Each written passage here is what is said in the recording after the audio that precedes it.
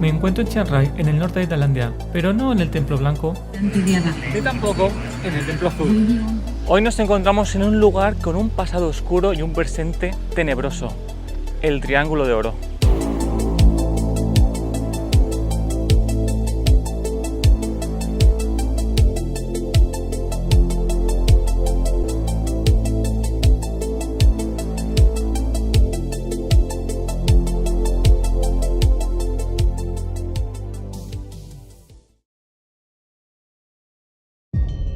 Os voy a explicar por qué se llama Golden Triangle.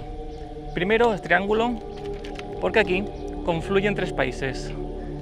Aquí, que es el lado de Tailandia, esta zona de Myanmar y aquí Laos. El nombre viene de los años 60, cuando Estados Unidos denominó esta zona Golden Triangle porque era una de las mayores zonas productoras de opio del mundo. Aquí, durante décadas, se intercambiaba opio por lingotes de oro, alimentando guerras, redes criminales y todo tipo de negocios ilícitos en Asia, Europa y América. Son tres países que tienen divisiones naturales. Aquí el río Ruak, que separa Myanmar de Tailandia, y aquí el río Mekong, que separa Laos de Tailandia. Es una zona frondosa de jungla, montañas, lo cual lo hace perfecto para el contrabando y el tráfico de todo tipo de productos. Mientras en América y en Europa explotaba el mercado de la heroína, la guerra de Vietnam no ayudó en esto, generando una gran adicción entre los soldados estadounidenses que estaban en Vietnam y convirtió en esta zona en una gran exportadora de droga para los soldados americanos. Os puedo asegurar que el Triángulo de Oro no es un mito. Documentándome para este reportaje, he visto cosas que me han puesto los pelos de punta. Hablamos de drogas, lavado de dinero y tráfico humano, porque sí, en esta zona existe la esclavitud. Una esclavitud moderna, algo más sofisticada, pero todavía esclavitud. En este reportaje, compuesto de 3 capítulos, vamos a profundizar en todos estos temas, lo cual parece increíble que en el siglo XXI estas cosas sigan pasando. Pero, ¿por qué aquí?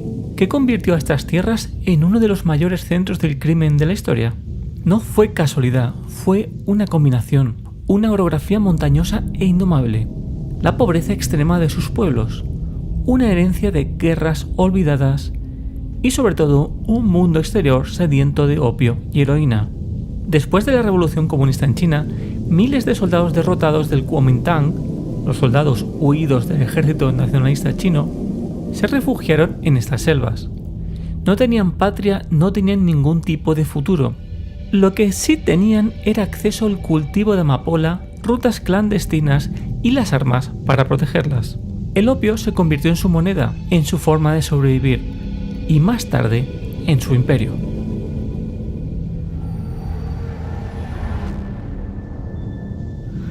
Y en este paisaje de niebla y montaña es donde surgieron los mitos, y entre ellos un hombre, Kun Sa, el rey del opio, un señor de la guerra birmano que controló durante décadas gran parte de la producción de heroína del mundo. Para unos, un villano, para otros, un patriota que ofrecía protección y trabajo en tiempos de miseria absoluta. En su juventud, Kun Sa se unió al ejército de la Kachin Independence Army en Myanmar, luchando por la autonomía de su etnia. Sin embargo, a medida que la situación política se deterioraba, se desvió hacia el narcotráfico. En la década de 1960 comenzó a dirigir una de las mayores redes de tráfico de opio de la región. Con el tiempo se autodenominó el rey del opio y se convirtió en un líder de facto de una vasta operación criminal que controló a gran parte del comercio de opio y heroína en el sudeste asiático. Su influencia y poder eran tan grandes que llegó a construir su propio imperio en la región, con campamentos fortificados y una milicia privada de más de 20.000 hombres. Kun Sa era como Pablo Escobar. Ofrecía algo más que drogas, construyó escuelas, hospitales, carreteras, todo financiado con heroína, pero dejando una huella positiva en la memoria de las personas de la región.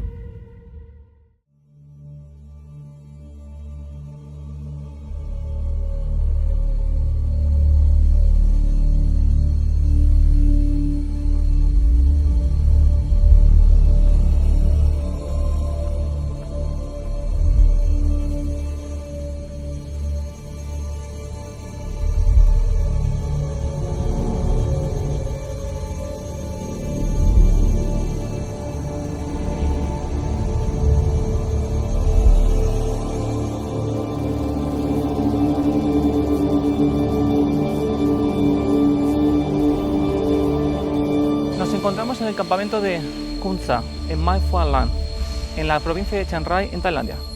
Esta región está muy cerca del borde con Myanmar. Y justo aquí, en esta casa que está detrás de mí, es donde Khon Sa operaba desde Tailandia. Se utilizaba para el procesamiento y distribución de la heroína. Y como es una zona muy aislada, ninguno de los gobiernos de Tailandia o Myanmar tenían un control real aquí. Esta zona, que ahora mismo hemos tenido mala suerte porque normalmente es un museo, pero se ve que está en reformas o medio abandonado, no sé muy bien qué ha pasado aquí. Pero en su día estaba fortificado y era el ejército de Khon Sa quien protegía esta zona. Esta zona era perfecta para ellos, ya que está muy aislada, es una zona montañosa de difícil acceso, con lo cual era el sitio perfecto tanto para plantación, procesamiento y distribución de la heroína. Toda esta zona estaba controlada por Khon Sa, de hecho era quien financiaba la mayoría del trabajo y de las infraestructuras en esta zona. Por eso nadie osaba tocarle porque tenía mucho poder, tenía el apoyo de la gente, porque generaba muchísimo trabajo y además construía carreteras, hospitales, escuelas. Digamos que fue como una especie de Pablo Escobar en el que se consiguió ganar el apoyo del pueblo y esa fue una de las claves de su éxito y que le ayudó a mantenerse durante un largo periodo de tiempo. Hemos tenido suerte y justo la persona encargada de mantener este lugar ha aparecido, con lo cual nos va a abrir las puertas y vamos a poder ver cómo era la habitación de Khon Sa, la zona donde recibía, digamos, a los invitados, etc. Oh. After 5 p.m. so she tried to like Oh. 8 to 5.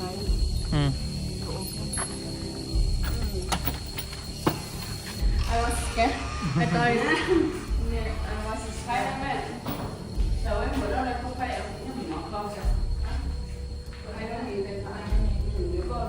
Oh, it's the parlor room, you know parlor? It's To receive people. yeah, like welcome room. People who brings these kind of things. Like people will bring the stuff and give to him, kind of like a pride him, give a respect. People from the town.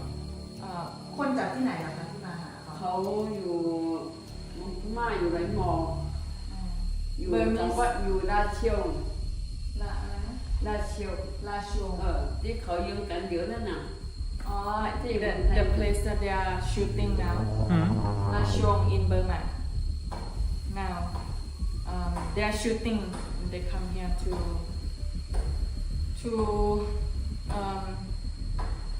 talk to him To pray. to pray not to pray like give a respect like Yeah. It's like let's say followers that he has in Myanmar. yeah ปกติมีคนมา บ้านไม่ใช่มีอยู่บ้านประมาณนี้เดียวบ้านประมาณเยอะ มันก็มาเป็นกลุ่มอ๋ออันนี้เป็นห้องนอน ห้อง bedroom นอนของจริง His bedroom. บ้านเขาทางหนูก็เคยวนไว้ให้ว่า ห้องนอนใหญ่นะ ห้องนอน Esta era la cama de Khon Sa. Como podemos ver, nada lujoso. Todo muy humilde. ทหารไทยเขาช่วยร่วมกันเครื่องบินมาจง อ๋อ like the part of the bomb Oh.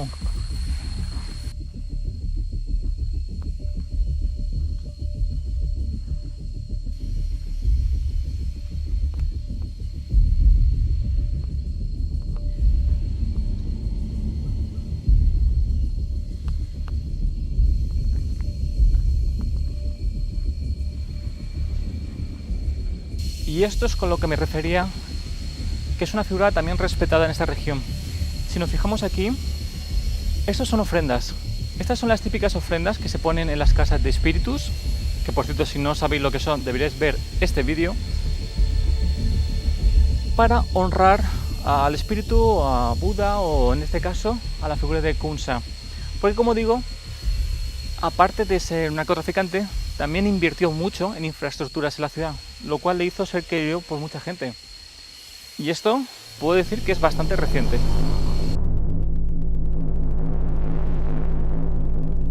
Pero todo esto no se construyó de forma pacífica. Durante años el Triángulo de Oro fue un campo de batalla.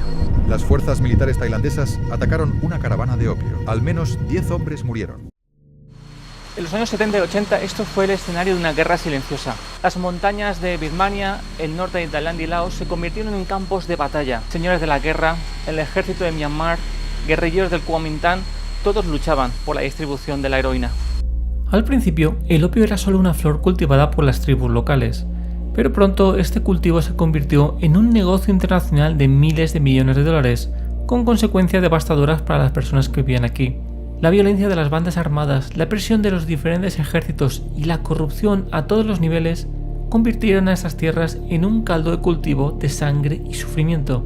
Las guerrillas por el control del opio y la ruta de distribución arrastraron a los campesinos a una espiral de violencia que duró décadas. Afortunadamente, a base que los gobiernos tailandeses y birmanos aumentaron la presión, poco a poco tuvo que retirarse. Por eso, en 1993 negoció su retirada. Con la retirada de Kun Sa se acabó el reinado del narcotráfico en esta región. Sin embargo, Kun Sa no fue a la cárcel. Simplemente negoció retirarse a una zona de Myanmar y vivir tranquilamente hasta su muerte en 2006. De esta forma, el ciclo de opio y violencia se acabó, pacificando la región.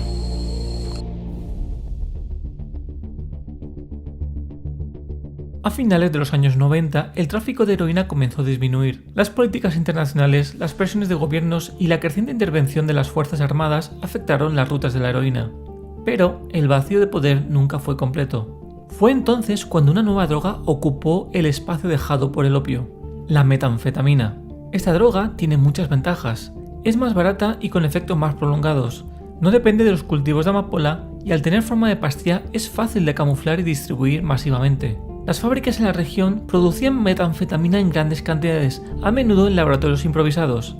La nueva droga fluía rápidamente por las mismas rutas que durante décadas habían traficado heroína. El Triángulo de Oro ha renacido. Es una realidad que sigue evolucionando, adaptándose y sobreviviendo a la historia. Mientras tanto, el mundo sigue mirando desde lejos, sin ver lo que realmente ocurre aquí. Hoy, el Triángulo de Oro es conocido mundialmente como un destino turístico. Los turistas de todo el mundo vienen a este rincón del sudeste asiático para ver el famoso punto donde se encuentran 3 países, pero esta calma aparente es solo eso, una fachada. Porque ahora los señores del opio han sido reemplazados por los señores del fraude. Y ahora no se esconden en la jungla, se esconden en ciudades brillantes llenas de casinos, rascacielos, con seguridad privada y secretos inconfesables. Lugares donde un clic puede robar millones a miles de kilómetros de distancia. Lugares como el que veis al otro lado del río, la zona económica especial del Triángulo de Oro en Laos. Allí, en manos de hombres como Zhao Wei, el Triángulo de Oro ha encontrado una nueva vida.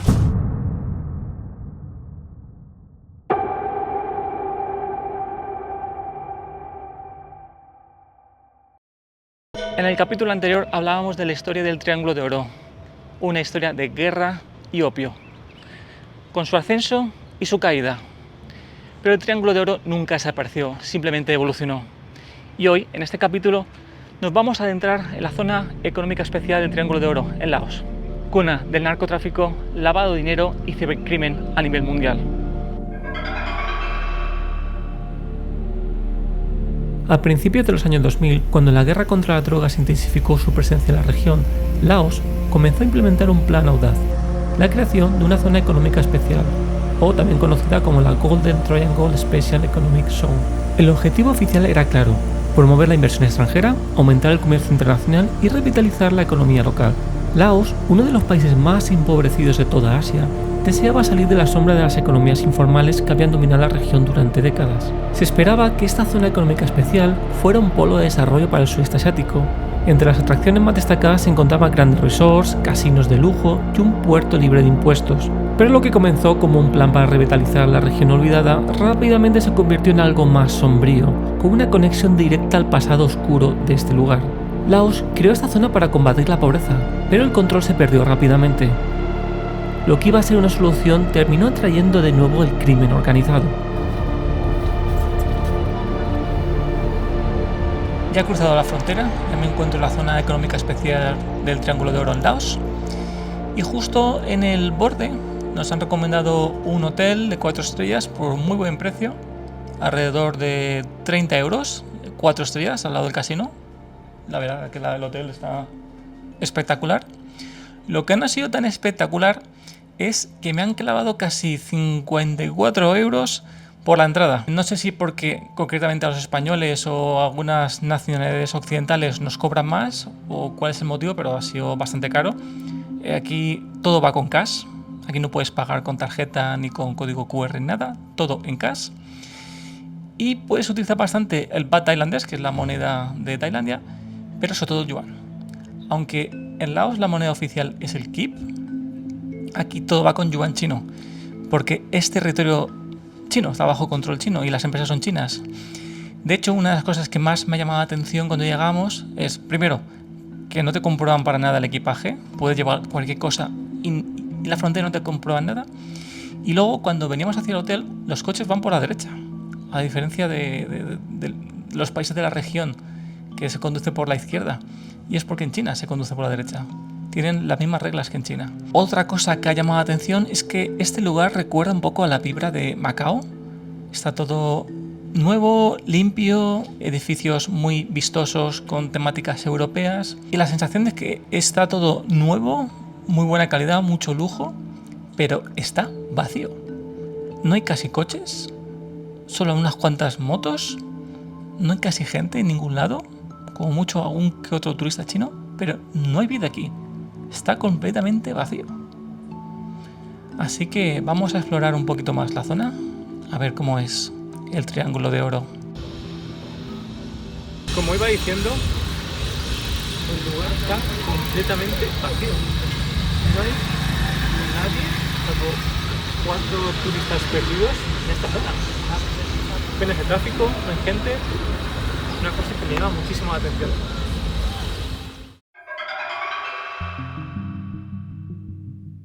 En medio de este floreciente comercio surgió un nombre, Zhao Wei, un magnate chino hasta entonces relativamente desconocido en los círculos internacionales que comenzó a hacerse notar en la región. Aunque inicialmente Zhao Wei se presentó como un inversor legítimo, con casinos que prometían atraer a turistas internacionales, pronto quedó claro que sus intereses iban mucho más allá del juego. En 2007, el empresario chino consiguió una concesión de 99 años sobre este territorio, alrededor de unas 20.000 hectáreas, donde ha estado construyendo esta ciudad para él mismo. Lo que fue una concesión para desarrollar la zona se ha convertido en un territorio privado, incluso diríamos que en un mini estado. ¿Y cómo consiguió todo esto? Utilizó su poder económico convenciendo a la gente de que haría grandes inversiones aquí y de esa forma desarrollaría la región.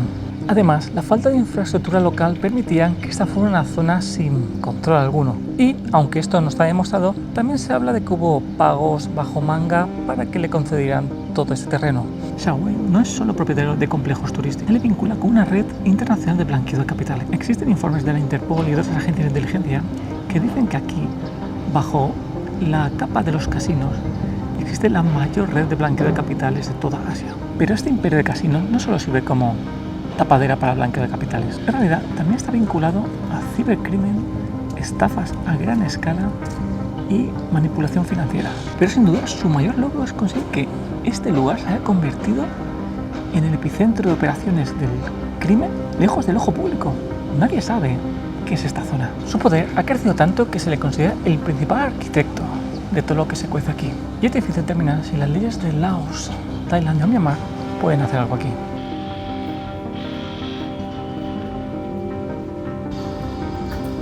Está todo vacío. Parece que está todo como construido solamente la parte de la fachada, pero los locales están vacíos. No hay gente por ninguna parte. No sé muy bien si es que están bajo construcción o cómo funciona esto. Pero está, la verdad que está muy bonito, simplemente que no tiene vida. La figura de Zhao Wei no solo representa un nuevo líder de la región, sino que también marca la entrada de un nuevo tipo de crimen organizado, que va mucho más allá de las tradicionales mafias de narcotraficantes. Los casinos, que fueron presentados como fuentes de desarrollo económico, se han convertido en un foco de fraude y estafas masivas. Pero el fraude aquí no es el tipo de trucos en las cartas que uno podría esperar. No. La zona económica especial del Triángulo de Oro se ha convertido en un lugar donde las estafas globales se ejecutan a escala internacional.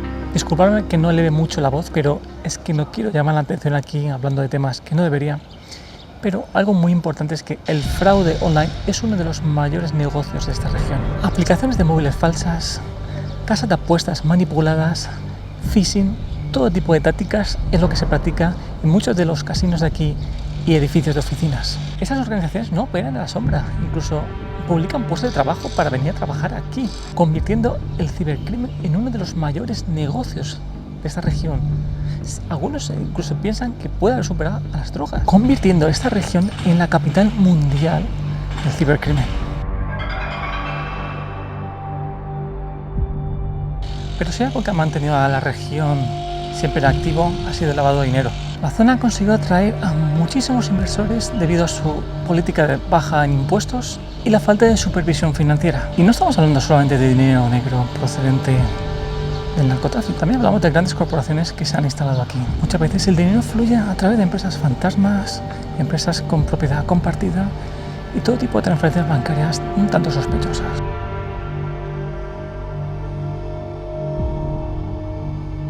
Toda la inversión viene de China. De hecho, el idioma predominante es el chino mandarín.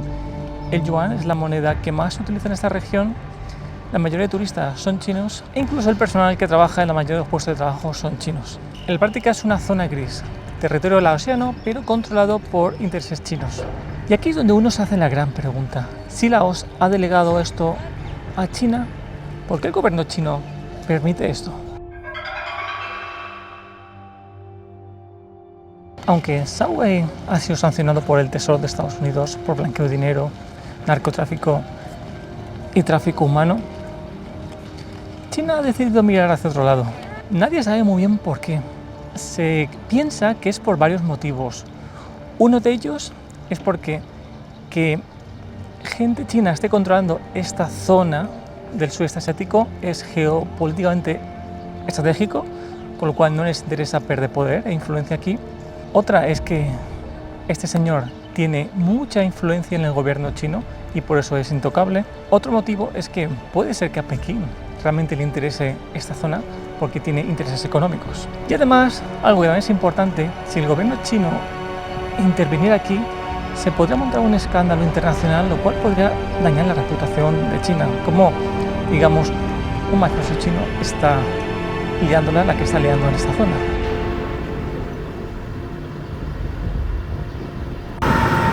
Vamos a hacer un tour a lo largo de la ciudad, pero tenemos que comprar el billete donde hemos contratado, digamos, el hotel, que ha sido en la frontera. Pero desde el hotel se han ofrecido a llevarnos hasta allí para contratarlo.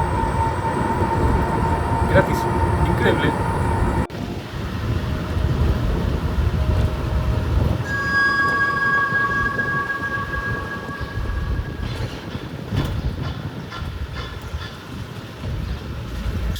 Esta escultura es de la diosa antidroga.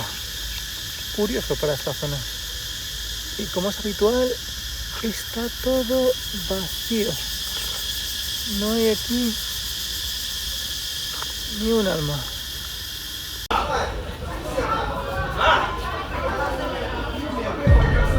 Y como era de esperar, también hay tráfico de animales y de todo tipo de productos que en la mayoría de países son ilegales.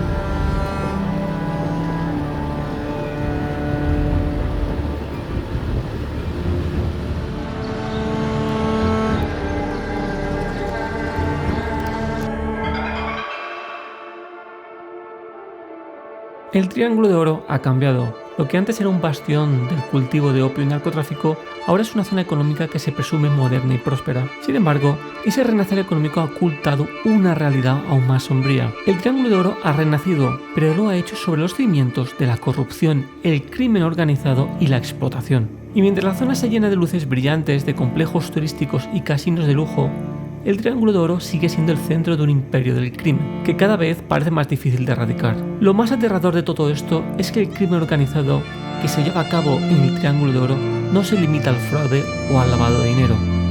Y aquí se lleva algo mucho más macabro y escalofriante: el tráfico humano. Bienvenidos a la esclavitud del siglo XXI.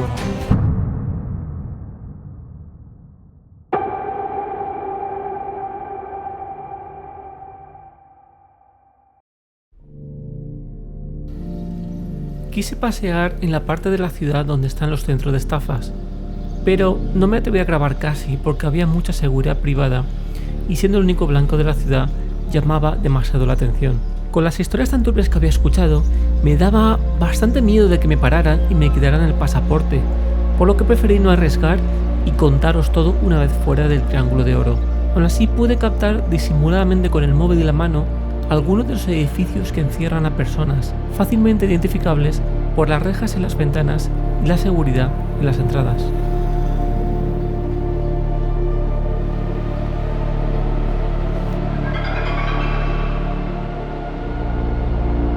Aquí, en la frontera difusa entre Laos, Myanmar y Tailandia, se ha levantado un imperio digital basado en las estafas online y la esclavitud moderna, un negocio que ya mueve miles de millones de dólares al año y que apenas empieza a ser conocido por el resto del mundo. Detrás de las fachadas de oficinas modernas, rascacielos relucientes y zonas económicas especiales, se ocultan los llamados scam compounds, que en español significan centros de estafas. Un centro de estafas es un complejo cerrado, formado por varios edificios bajo vigilancia, donde las mafias retienen a víctimas, forzándolas a realizar estafas online. Es literalmente una cárcel o un campo de trabajo forzado, si queremos verlo de otra forma. Las víctimas, principalmente jóvenes y mujeres, son capturados y traficados a través de las fronteras entre Laos, Myanmar y Tailandia. A estas personas se les promete que van a tener una vida mejor. Las víctimas suelen ser engañadas mediante ofertas de trabajo en redes sociales o agencias de trabajo o incluso contactos personales. Una vez reclutadas, son trasladadas a través de las fronteras por los traficantes. Y una vez que llegan al destino final, son retenidas en estos centros de estafas, donde se les obliga a cometer fraudes en línea, como estafas románticas o inversiones falsas. What kind of work can we do for you? Maybe model, and the second call center, and the third is skill. And the salary in here, more 800 after. All the same are like ask to people to investment. Like with the kill, the romance scam.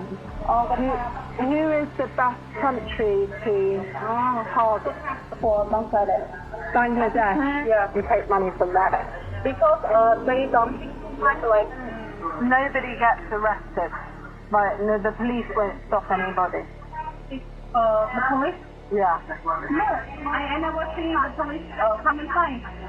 Because I think like maybe the manager of the casino maybe kept the other people first. And all the casinos work with you. Yeah, so all the okay. Y no penséis que estos son 4 estafadores en un garaje. Están altamente profesionalizados. En la cima se encuentran organizaciones mafiosas, como mencioné en el capítulo anterior, Subway, que ha convertido la zona económica especial del Triángulo de Oro en un refugio de este tipo de negocios ilegales.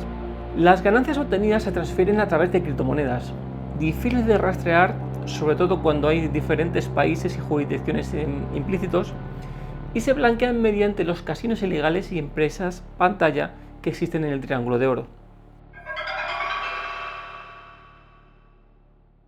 Estos centros operan como fábricas de estafas en línea. Las víctimas son obligadas a crear perfiles falsos en plataformas de citas o redes sociales para atraer a personas de Europa, América Latina o África. Bajo identidades falsas contactan con personas de estos lugares, sobre todo hombres solitarios, mujeres vulnerables o pequeños empresarios en busca de socios. El objetivo es uno solo: ganarse su confianza hacerlos soñar con una nueva vida y luego empujarlos a transferir dinero a plataformas de inversión fraudulentas. Firstly, you will have to know what job we are doing here. Yeah. Can you explain it? Scanning job. It's a fraud industry. You know that? Yeah. What now we are doing the U.S. market. Oh, you are? Yeah. More rich people there, and you see, if you get the big client, you get more commission. Oh. Yeah. And how many days a week? All day. 7 days a 7 week. days, Okay. 24/7. No. How much does the person that earns the most get? The mother of 4 million. Do you teach, do you train here or no training? Yeah, have training here. This is your master if you come to work. This okay. is the master.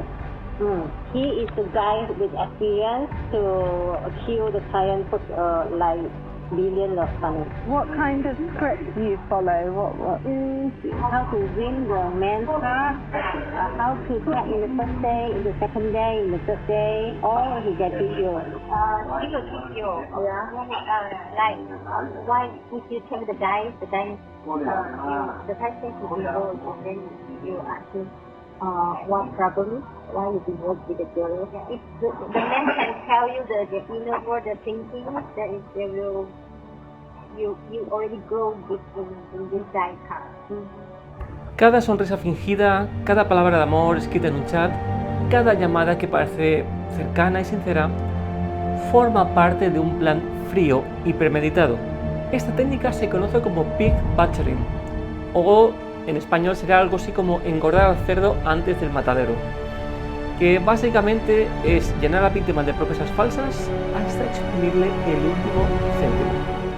พอให้เราเสร็จเขาก็สอนวิธีการว่าการแนะนำตัวลูกค้ายังไงคือว่ามันจะมีลูกค้านี่จะจีบลูกค้าก็มีประมาณ3 วันครบ3 วันครบก็ประมาณถ้าครบประมาณอาทิตย์หนึ่งก็เชื่อแต่ลูกค้าแต่ละคนนี่คือแบบว่าเป็นไบโพล่าเกือบทุกคนแล้วก็มีเงินทุกคนคือจากนั้นก็ลูกค้าคนนั้นนะก็ไม่ได้ใส่ใจอะไรเพราะว่ารักตัวละครรักแบบว่ารักเราอะไรประมาณนี้